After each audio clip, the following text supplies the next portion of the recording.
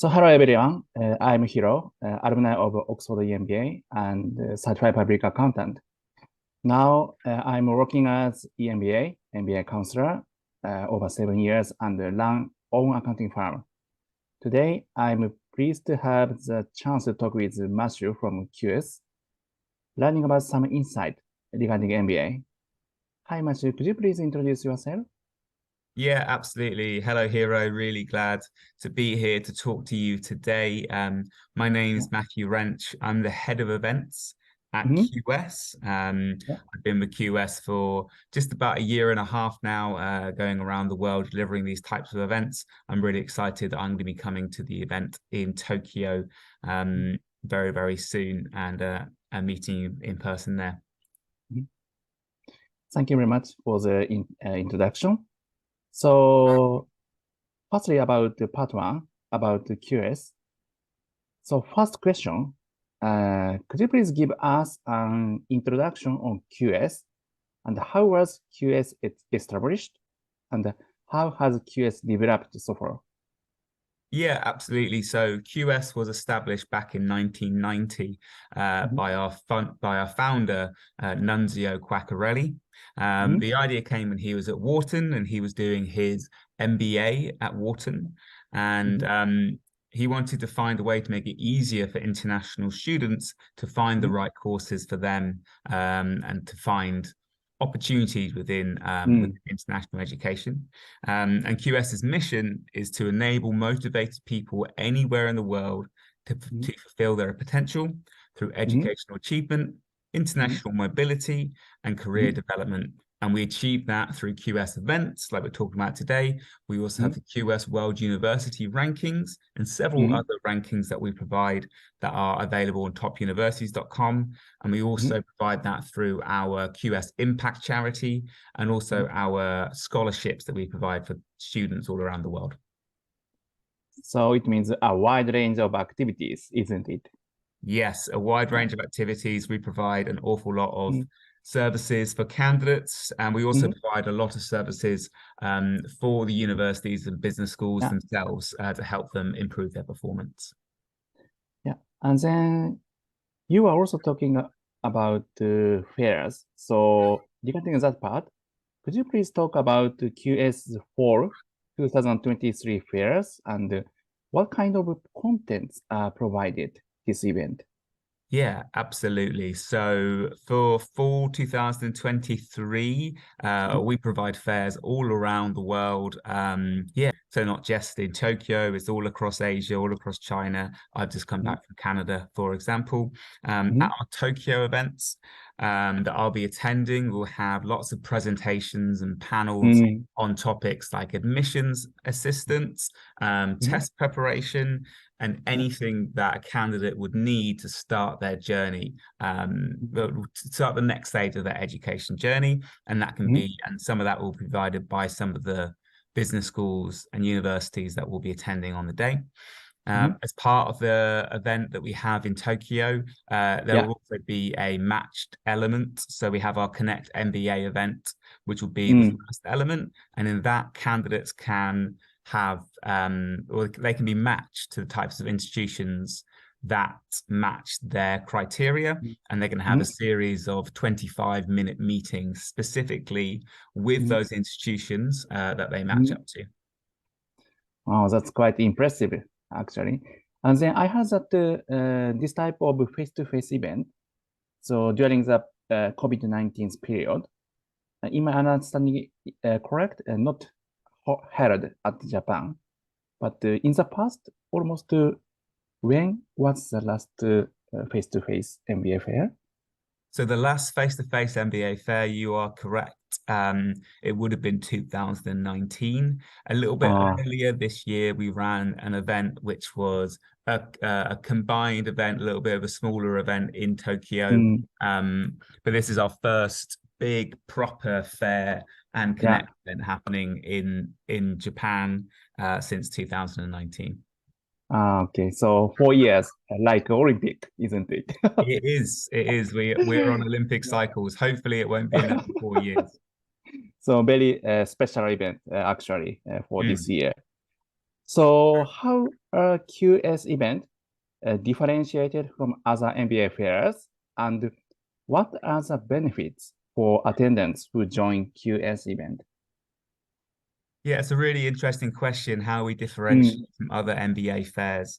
The main way we differentiate is that QS, as I said earlier, we've been in the industry since 1990. We're the only MBA fair provider that you'll be able to speak to experts from the company itself, and you'll be able to access all that other content that QS can provide for candidates to help them along the journey, as well as access to I think we've got about 60 universities or business schools that are going to be in attendance on the day. We've obviously got the CV review services led by yourselves at Next Stage Oxford, which we're really appreciative for. We'll be offering some counselling for students on the day, exam preparation support, as well as all the other things I spoke about before. It's really providing anything that a candidate would need for that next step. Yeah, thank you very much for explanation. And then next question is about final question of part 1 about QS part. So overall, how does QS support students in their study abroad journey? So we can support, well, QS can support the students at all stages of their journey. Through working with lots of partners such as yourself, and also through the services that QS provides, we can offer end-to-end support to students for wherever they want to study, to be honest. And that can be through all the guidance we can provide on our websites, topmba.com and topuniversities.com, access to QS counselors that's specifically set up to help people with their study abroad needs, whether that's visa support, whether that's travel support, whether that's admission support. We can offer all of those services. And as well as obviously getting people to attend the events and having that access to those key schools. We can also offer matching as well. So if you go to one of our websites, you can do our course matching guide, and that will then suggest from everything that you are, everything that you want to achieve, what's the right institution that will fit everything that you want to achieve, and get you matched up within that as well. Okay, thank you very much. So in summary, so QS can support every stage of the candidate. Absolutely. We want to be able to provide end-to-end. So whether this is the first time you're even thinking about higher education, or whether you're at the stage where you know exactly where you want to go, we can provide support at that point as well. Yeah, thank you very much. Maybe audience can understand clearly about the QS part. So then let's move on next part 2 area. So this is about the MBA. So for example, MBA trend or rankings. So first question. Now I would like to understand about MBA trend. So I consider that overall, this trend doesn't change much compared with the past. However, in the past, more candidates were focusing on American, USA MBA, like Harvard or Wharton and so on. But recently, I think that Europe or Asia's business school, are also focused on. Therefore, so what is the MBA exams trend, business schools trend, rankings? Are there any changes between last year and now from the point of QS? So from the research that QS can provide, what we are seeing is that MBA applications are going back up, particularly international applications, as everybody rebounds from the COVID-19 panic and people get pandemic, and people are getting out there again, which is really, really good to see. We haven't got anything specifically that says that European MBAs are becoming more popular than American MBAs at the moment. Nothing concrete to say that that's definitely happening, but we are seeing from the school side even bigger focus than before on trying to recruit a really, really diverse classroom for their MBAs. So business schools are really interested in making sure that they have true diversity in their classrooms and that they are engaging with students in all parts of the world to improve the quality of their MBA. We are seeing in terms of the exams at the moment that, say, like with the GMAT exam and with the TOEFL exam, they seem to be trying to shorten their exams at the moment, which is a general trend with most things, I guess, in the world, trying to make things a little bit shorter, a little bit easier for people to complete within their own time. GMAT, for example, have added a data insights segment into their exam in 2023. So there's a few things changing, but you are right. There isn't a seismic change, I guess, in the industry at the moment, but things are always changing a little bit. And then second question. So what are the differences between a fresher MBA course and a flagship course? And what or which are more popular in which regions?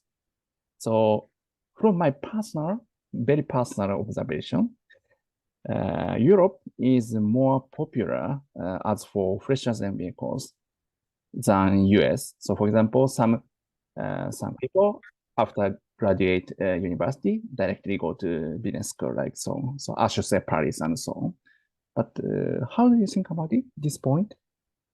Yeah, so QS has done some insights on this in the through having conversations with business schools and we're constantly doing, and also by talking to candidates as well.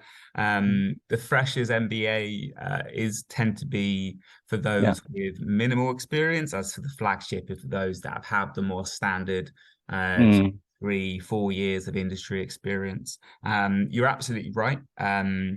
That in the US, it still really heavily favors that flagship MBA. So those with really distinct, clear work experience in a professional sector.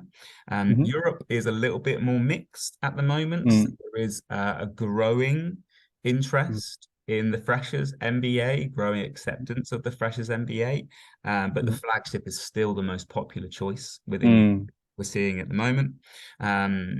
In Asia, there is a preference towards that freshers MBA. Particularly we're seeing that in India as well with the research that QS has been doing. It's very interesting because depending on the region, so portion or interest is quite different. So for example, as you mentioned, US is more focusing on flagship MBA, but Europe is mixed. And then Asia is more focusing on freshers and so on. Yeah, absolutely. I think that freshers MBA is definitely gaining traction in Europe at the moment. But yeah, definitely that established flagship MBA is still the preference in the UK and within Europe, and definitely within in the US at the moment. Thank you very much for sharing about this point. And then part 2's final session is about the MBA's value and advantages to career. So in today's economy, so how valuable do you think an MBA degree can be, and what are the main competitive advantages an MBA graduate gets? So firstly, I'd like to explain my personal part, because I also MBA holder about Oxford. So from my experience, I can say MBA provides a wide range of opportunities for each student. So such as career change to, for example, consultant or entrepreneur, etc. So it is very, very good chance to, change career or something. However, if student cannot have a clear direction, so even if graduate MBA, they might not use MBA holder, how to say, usefully. So how do you think about this part, Matthew? Yeah, so I think obviously things are changing for employers at the moment. Things are changing around an MBA versus having something like a business master's or something along the lines from that postgraduate education. What we're seeing from our insights is that MBA graduates will still have a competitive edge in this modern dynamic economy. They're really what the employers are telling us in terms of where that competitive edge comes from. It really comes from the value that they put in the soft skills that you can develop through an MBA that are obviously more further developed by doing that more intense course on an MBA versus doing a master's. So they're really valuing things like interpersonal skills, and there's also growing value on ethical and social responsibility skills. That people are learning as part of their MBAs and developing further as part of their MBAs. And we know, so with QS, we run an international student survey each year. We get thousands of responses. And what we're seeing at the moment in terms of what the candidates are saying is that the reason that they're looking to do an MBA versus doing, say, a business master's or something like that is to build a professional network within that MBA. And that's the key motivation for doing one from the candidate side. Yeah, thank you very much about this part as well. So then let's move on, last part 3. So mission and the future vision of QS and the next stage Oxford. So firstly, thank you for the insights on MBA. They are very useful for audience, I convince. So lastly, please talk about the services and the features of QS and the content, ideas, and the future plans that can be distinguished from other companies. Maybe some part were included in part 1, but please explain again about this part as well. Yeah, absolutely. So I guess the important news is QS continues to grow. We're over 30 years old and we're still adding more services that candidates can access. There's always more content going on to topuniversities.com and topmba.com to help them find that right university, find that right business school. QS is looking to get a lot smarter at that, looking to use more highly targeted technology to make sure we provide the right school for the right candidate. We're also engaging with lots more business schools, a lot more universities around the world, and we continue to grow in those areas so that it's not just Europe and the United States that the best candidates can go to. We really want to open up the whole world to higher education and the value of bringing international students to those locations. And we just keep growing, more places, more candidates, more institutions, and hopefully providing more opportunities for different candidates, different parts of the world. So you mentioned that more candidates, more students. So which region is more potential, do you think, personally? So for example, Europe or Asia or USA?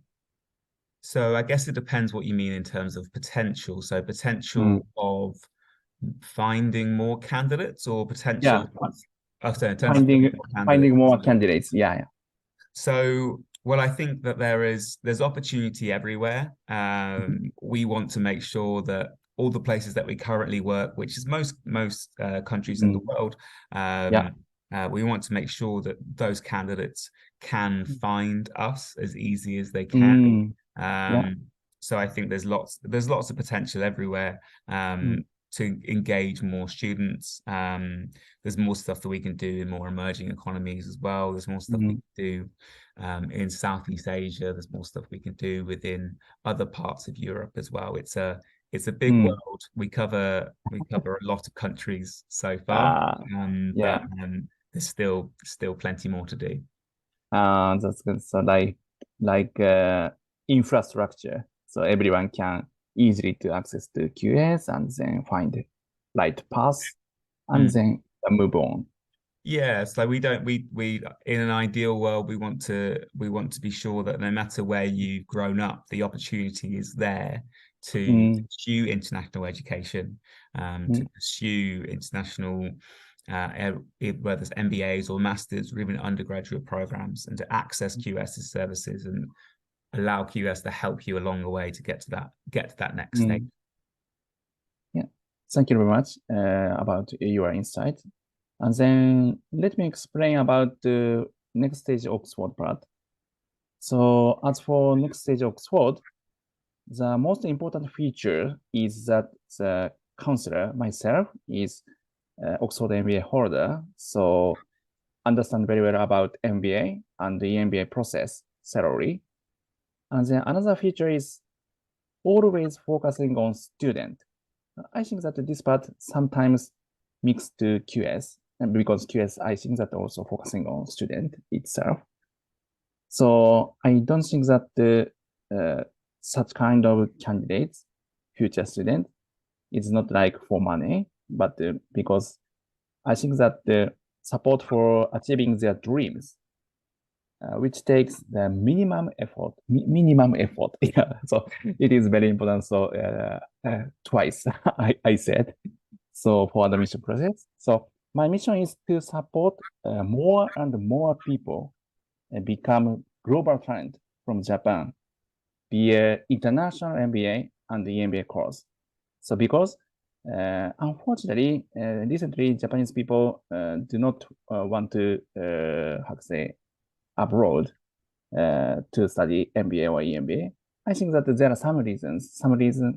One of them might be, how to say, tuition fee. Year by year increasing, or sometimes COVID impact also had. But I hope that, many Japanese people will focus on international, so abroad, as much as possible. So that is my mission for next stage Oxford. And then now, so all three-part session finished. So thank you, Matthew, for joining this interview today. So the information provided is very helpful. And I believe that now audience candidates have a deeper understanding on the latest trend of MBA. Thanks again. Yeah. And then within this interview, I would also like to announce that the next stage Oxford will be joining QS. Thank you for Matthew. So Discover MBA Fair in Tokyo on the 28th October. And at the fair, I will provide free English CV review service. Usually it is not free, but especially for this event, I will provide free for this service. So please come to my booth and then please take CV review service. Maybe you will satisfied with the service. And then also I will provide a manual of how to prepare great CV with 10% discount coupon for courses. So I will see you there. Again, thank you very much for Matthew for today's interview. Yeah, thank you very much, Hiro. It's been really nice to talk to you today. Really looking forward to meeting you in Tokyo, and anybody else that's watching, really looking forward to seeing you at the fair in Tokyo on the 28th of October. Okay, thank you very much, Matthew. Thank you.